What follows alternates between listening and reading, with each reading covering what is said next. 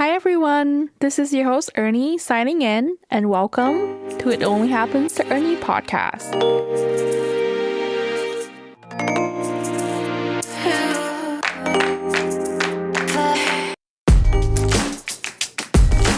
Hi guys, welcome back to my podcast. I know I did not post last week. I really didn't say anything much about either. Part of it was because life just got really busy, and also because my mom was visiting. She has been here for a month, and actually now she has gone back to California. So it's just me, my aunt, my little cousin, my brother, and my husband again without mom, basically, which is, a really big part of our lives. We had a really good month together. My brother just graduated as well, I think about 2 weeks ago. So it's just been a lot of celebration, a lot of good food. Mom baked a few times, of course. We had chocolate cake, coconut cake, which is like her best cakes in the world. We had orange cake that she made. Trying to think what else. Just amazing meals, guys. Just amazing food. We had a really good time together, and I love my time with my family. Very much cherish that. But I'm excited to be sitting here with my mic talking to you guys again. Part of the reason I have an episode this week is actually thanks to my friend's Paige. Shout out to Paige and her fiance, my friend Sydney. Shout out to you guys. I know Paige has listened to basically, if not every single episode, I think she does listen to all my episodes. I hope. I know she's probably listening. Hi, Paige. I hope you're having a great morning, because I know you like to tell me that you usually listen to my podcast in the morning. So good morning to you, and good morning to, I guess, we don't want to leave anyone else. This is America. Good morning to you guys as well, whoever is listening. Thank you for listening to my podcast. Anyway, back to my point. So Paige and her fiance, Sydney, came over to my house and actually had dinner with my family. She had hot pot the first time, which was really exciting. I don't know what it was about for her, but it was definitely exciting for me. I love when I can get my friends, especially who've never been exposed to like a lot of like Asian cuisine or like Thai food, anything like that. I love introducing them to it. I love talking about and just like feeding people in general, or spending time with food, especially when it involves Thai food or Asian cuisine, is the top tier of how I would like to spend my time with my people and my friends. And so the fact that Paige and her fiance got to come over to my house, and then we also went over to my mom's house and have dinner there, was really cool experience, and I had a lot of fun. We had really awesome conversation. But anyways, one of the things that came up was we were just talking about like memories of me being in middle school when I first moved here, and we got talking about that, and a lot of it I realized I sort of forget. I mean, I have moved here for 17-18 years now, so there's some stuff I just, over time, it's been almost 2 decades. So over time, you just forget these little things along the way. But, she sort of recalled back on a lot of things. I was like, and she said, well, you did this or this happened. And I'm like, I don't remember cussing somebody out in the middle of class, but apparently that happened.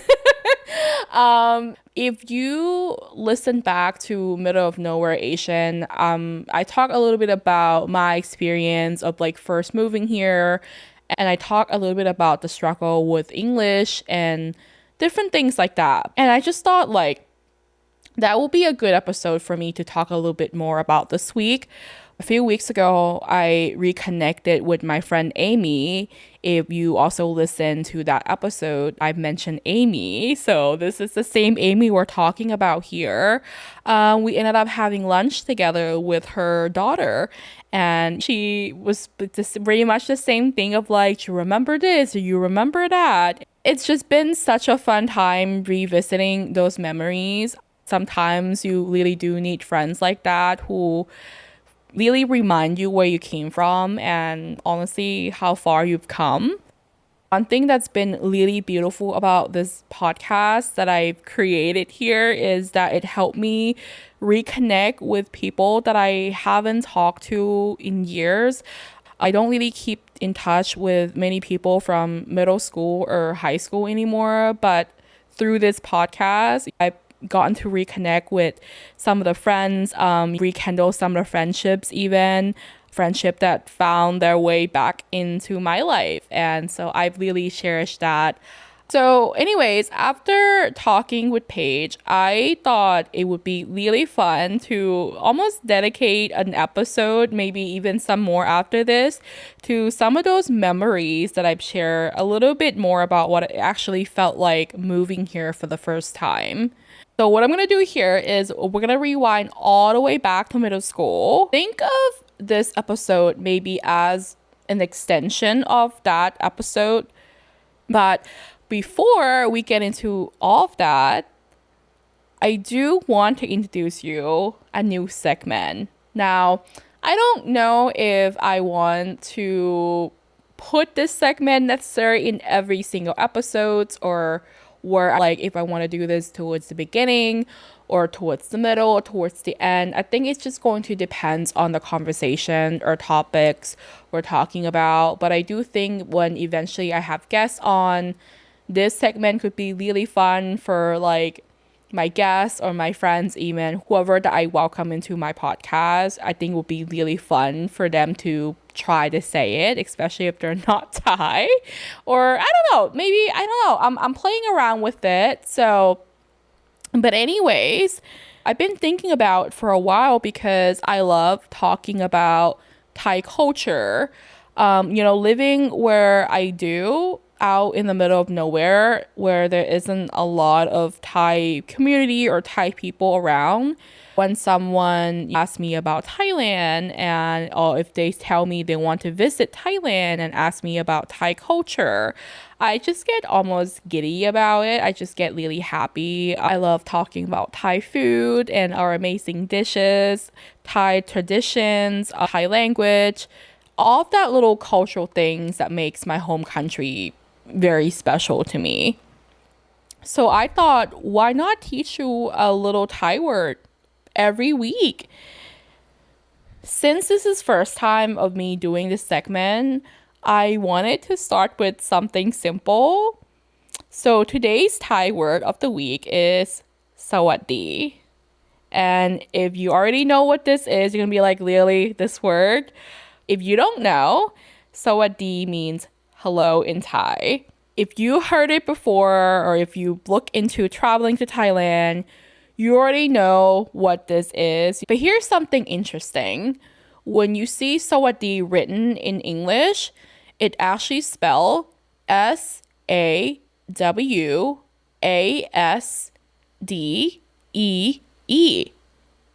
Again, SAWASDEE.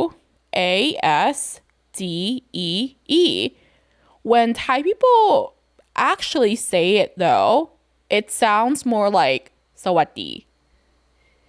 And actually, when I taught this to Paige, thanks to Paige as well, I get to talk about this, but she asked me a really good question. She asked me, is the S silent? And technically, kind of, the S isn't completely silent, but it is softened. And the reason many people even hear sawadee instead of sawadee is because Thai people say it really quickly. And so naturally we shorten sounds and blend syllables together just like people do here in English. But if you wanted to make it even more casual, which is what Thai people usually say to shorten it even further, is to just say watti. That's basically equivalent of saying hi instead of hello. So if you meet a Thai person or have a Thai coworker and want to make their day, you can say to them, sawadee or watti for short. And let me know in the comment or DM me and see what their response are, because I guarantee you it will make their day the same way it makes mine. Let me know what you think. Did you enjoy learning a little bit of Thai? Is there any words or phrases you would like me to teach you? I would love to hear from you. I know I say this every single episode and probably multiple time already with this episode, but I genuinely mean it. The whole point of this podcast is connection. So, whether you've known me for years or you have just found this podcast today or yesterday, I would love to hear from you. Now, back to middle school. One thing my friend Paige reminded me was something I never fully understand until recently. When I first moved here, a lot of kids would constantly ask me, "What's my name in Thai?" And for the longest time, I was so confused because what do you mean your name in Thai? Your name is your name. If your name is Sarah in America, it still is Sarah in Thailand. My name is Ern in Thailand, and it still is Ern or Ernie in America. Nothing changes. But apparently, a lot of kids that were learning Spanish in school, their teacher were giving them Spanish name. And so they assume that every foreign language is the same way. I do want to say that my middle school is predominantly white. And no, I am not making fun of white people here. But I do want to say that there's just not a lot of diversity in our school, in my school that I grew up. So I don't know if this is like a shared experience anywhere else, in places like New York City or like LA or any other places that are very much diverse. But I have a feeling I don't think so, because when you're surrounded by your Spanish speaker friends and you have maybe a true sense of a foreign language being spoke in your school and diversity is not really a problem, I don't think that this is like a thing because you learn maybe early on. But they were taught in school that they had Spanish name. And so when I came along, they were constantly asking me what was my name in Thai. When my friend Paige explained this to me recently, I finally understood where that question came from. So this is just until recent. Like I never really understood why that was even really a thing either. Back then, I was just completely lost. I was like, why are you even asking me this question? I don't understand why you're asking me this question. But I started telling them, I can't give you a Thai name, but I can write your name in Thai. So that's what I would do.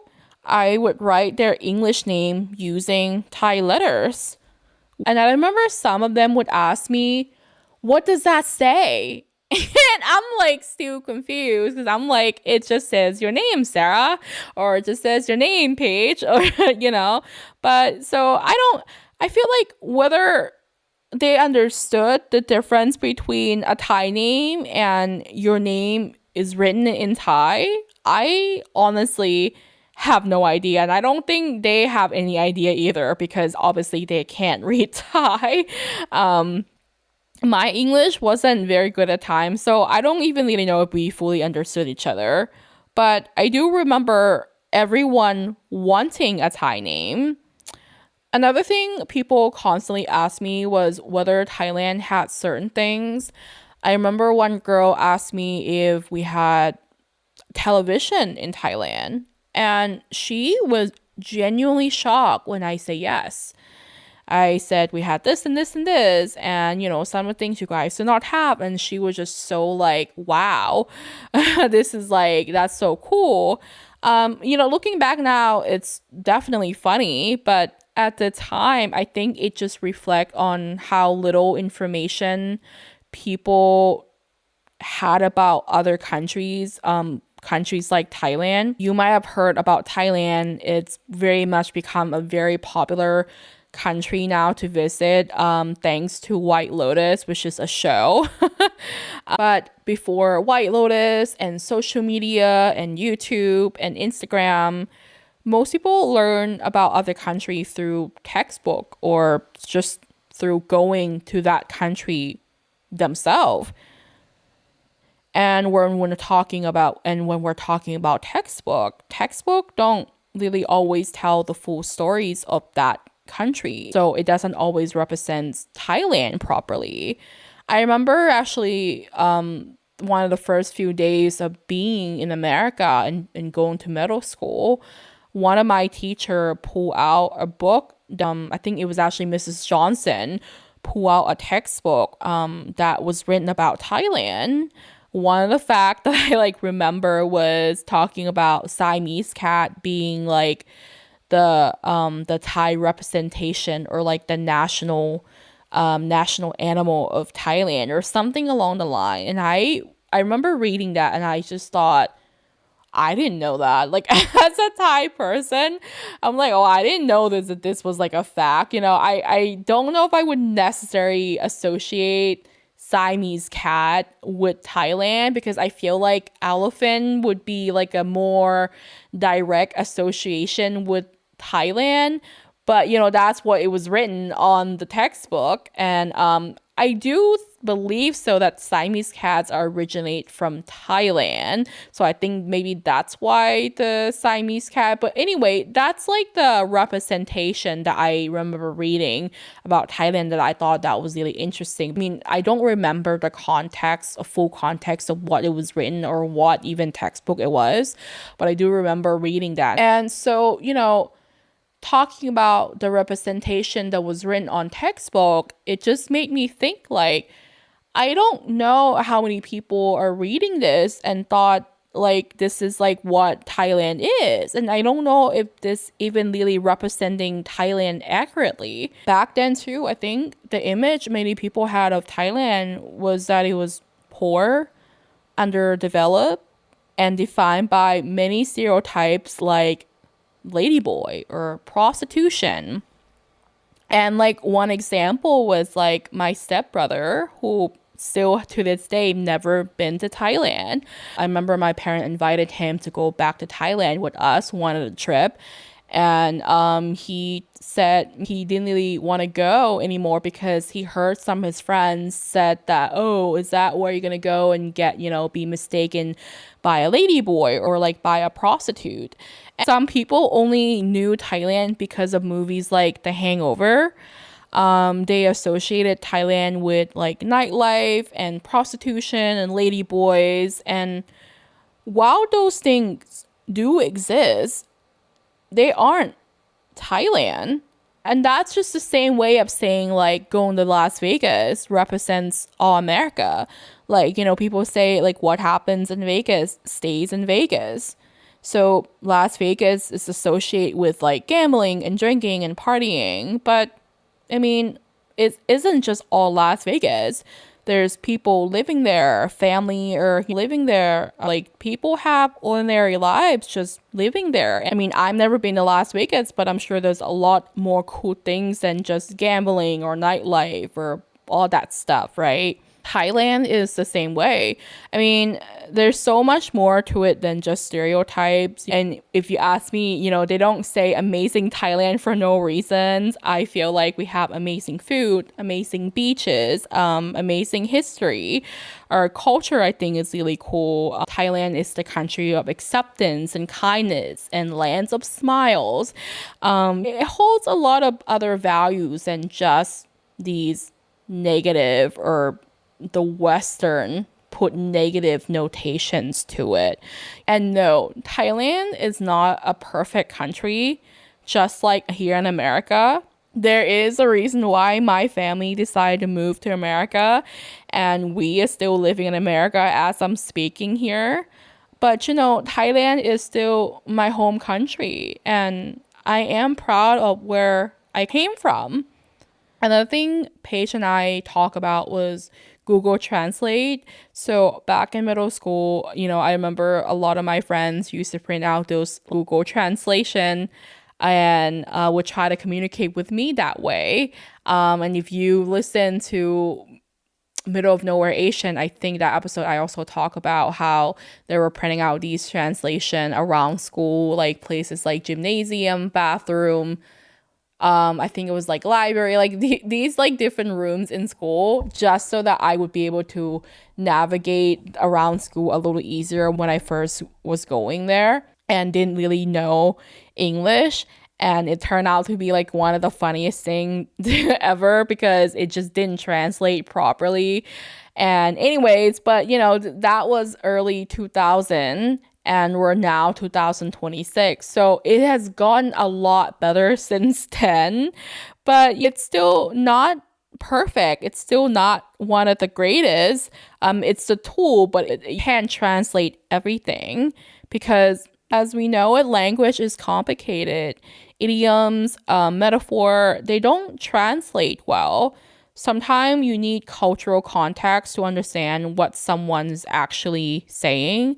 And that's why I've always appreciated friends who were genuinely curious about my culture, whether they want to learn Thai words or try Thai food or ask questions about Thailand. I always love sharing that part of myself. It makes me feel connected to my roots. And I think that I remember my classmates used to ask me a lot was like the Thai cuss word. I guess that's pretty universal. Everyone wants to know how to swear in another language. But what I find fascinating is that some of Thai insult don't translate directly into English. For example, in Thai, we insult someone saying, "You're a buffalo." And to an English speaker, that's like super random. Like, why buffalo? What does that even mean? But when we say you're a buffalo in Thai, it implies if someone is really slow or stubborn or uneducated or lack common sense. And it's because buffalo in Thailand are usually in rice field in like the countryside in the villages, and all they really do are just in the rice field, and they're working away and they're very slow. They're not really doing much or very useful in that sense. So saying it to an American, that doesn't really mean anything because there's buffalo here, yes, but they don't really understand the depth of that insult because it's not Thai. When you really break down the meaning, the insult actually cuts much deeper than what people realize. And speaking of cultural difference, is something I still cannot get over to this day, is the shoes inside the house. Growing up in Thailand, the shoes stay at the door. Your home is considered your sacred place, much like a temple or like a place that it's holy, right? That's why in Thai temple, you don't wear shoes inside either. And the reason behind that is because you don't want to bring dirt and germs and outside impurities into that space. When I first moved here, my dad would wear shoes all the time in the house because that's just what he was raised with. He would come home with mud and dirt and everything else that was stuck in his boots. And my poor mom would just vacuum away constantly, right? And eventually he took a notice in that and he felt bad for her. But my mother, she did not like that at all. I understand that in America, especially in the area like mine, wearing shoes inside is completely normal. But every time someone walks in through my house with shoes on, my brain just immediately started thinking about everywhere and everything those shoes has been touched, like public bathrooms, parking lots, mud, rainwater, especially if someone like an electrician or contractor who needs their boot for their safety. But like internally, I'm just cringing. I'm crying inside. My mom is the same way, but she's more polite about it maybe than I am. I would just ask people to like take off their shoes if anything. But my mom, she's more casual about it. She will like, okay, yeah, that's fine. You can come in because she has a hardwood floor. She'll just like, you can come in, you can like come sit. But I promise you, the second you leave, she is vacuuming and mopping every single time. But it's not just about cleanliness, it's cultural. I mean, it's about respecting your home, it's about creating a peaceful, clean environment. It's about not bringing any outside impurity or outside negativity into your personal space. And honestly, when you really think about it, all these germs and bacteria that you went out, like places like hospital or places like public bathroom, it makes practical sense to just take your shoes off right at the door. So that's like the one cultural habits that I think will always stay with me. I don't think I'll ever get over that.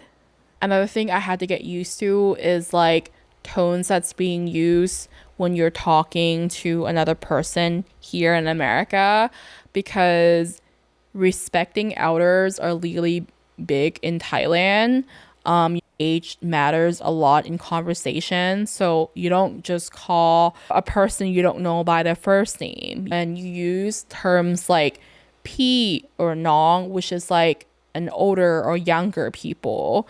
And you show your respect through language automatically.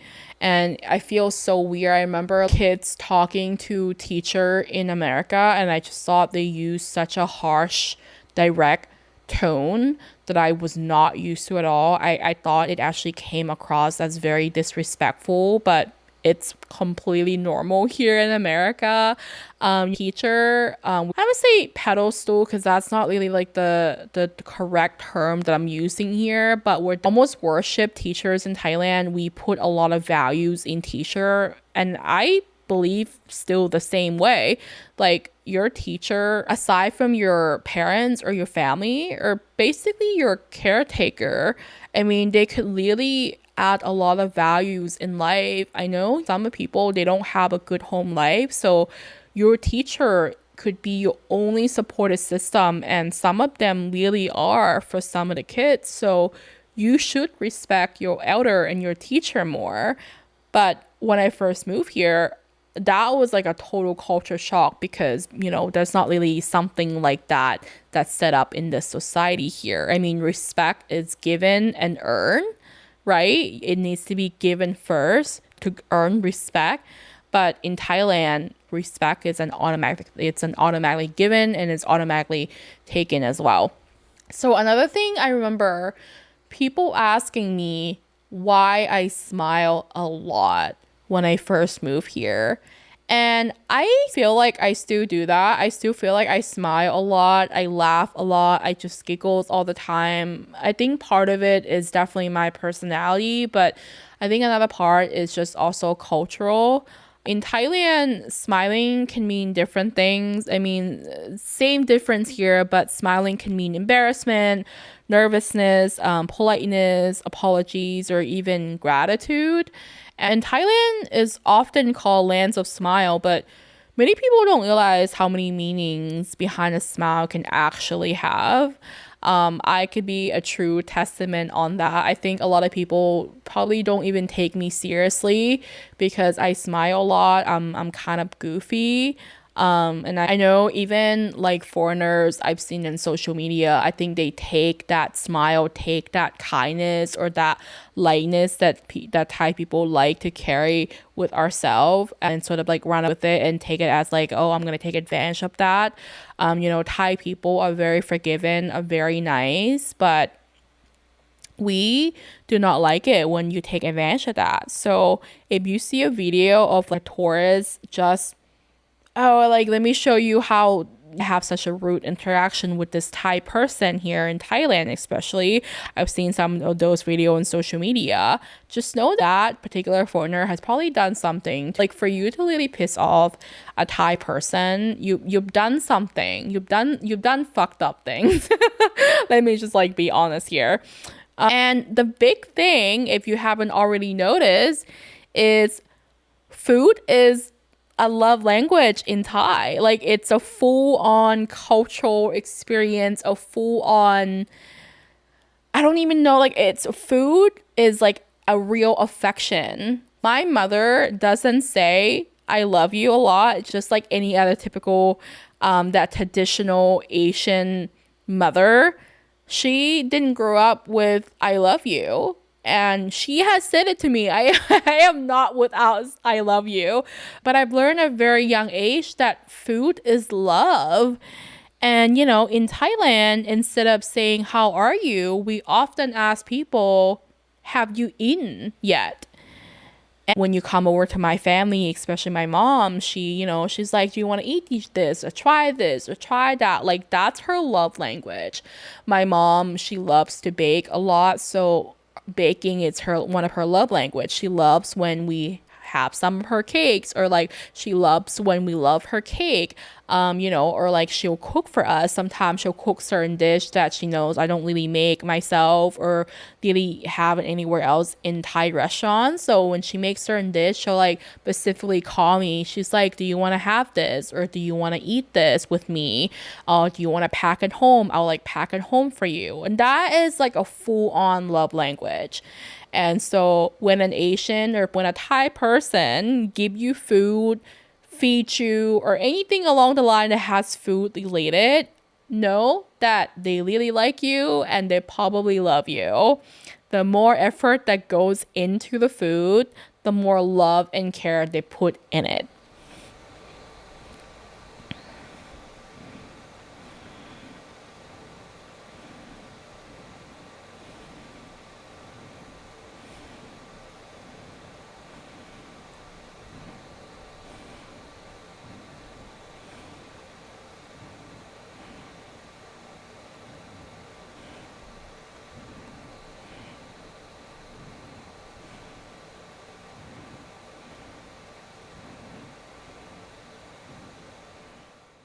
And that's just like in general, I think Thai people taught very early on that you show love through actions rather than just saying it. So anything like cooking food, it sounds silly, but buying fruit, peeling, driving you somewhere, checking in on you, bringing you food, bringing you different things to try. That is definitely 100% my love language. I know like my husband and I talk about this as well. One of his love language is being considered for.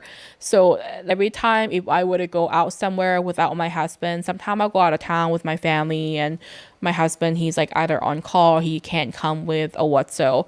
And this is known to be like if you live in like the middle of nowhere in the country, as an Asian person or as a foreigner, you go out of town a lot. And we do the same thing. And oftentimes I would come back home with snacks or food or things that my husband really liked that we cannot find in our town.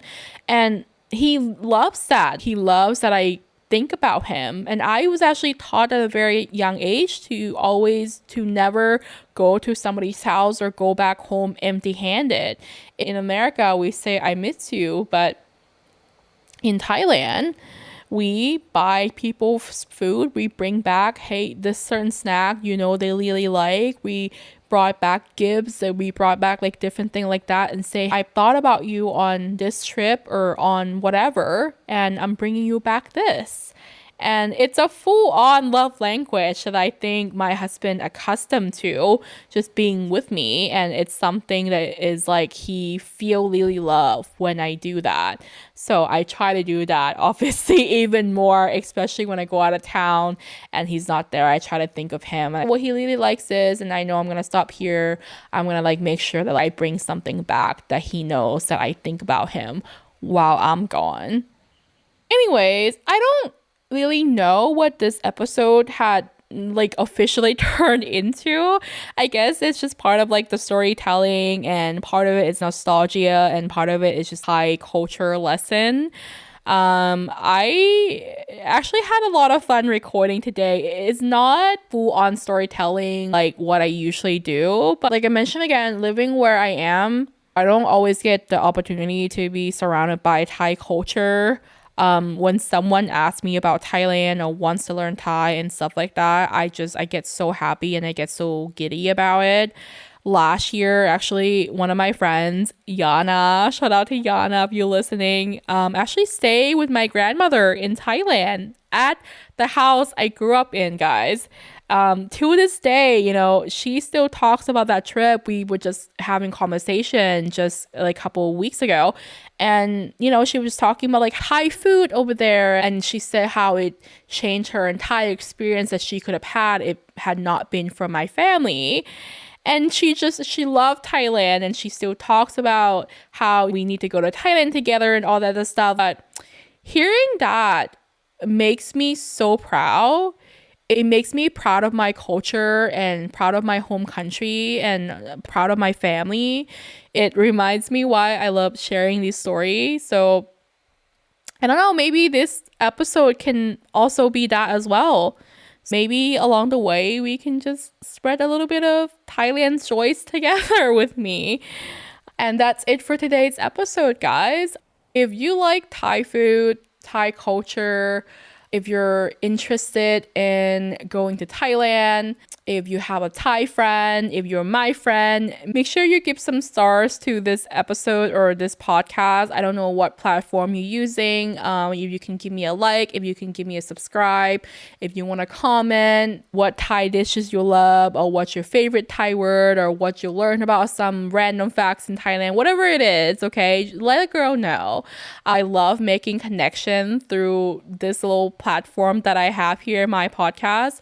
And yeah, give me a comment, give me a like. Don't forget to subscribe if you haven't already. And if nobody has said it to you yet today, thank you for being you. I'll talk to you later. And that's a wrap on this episode of It Only Happens to Ernie podcast. This is your host, Ernie, signing out.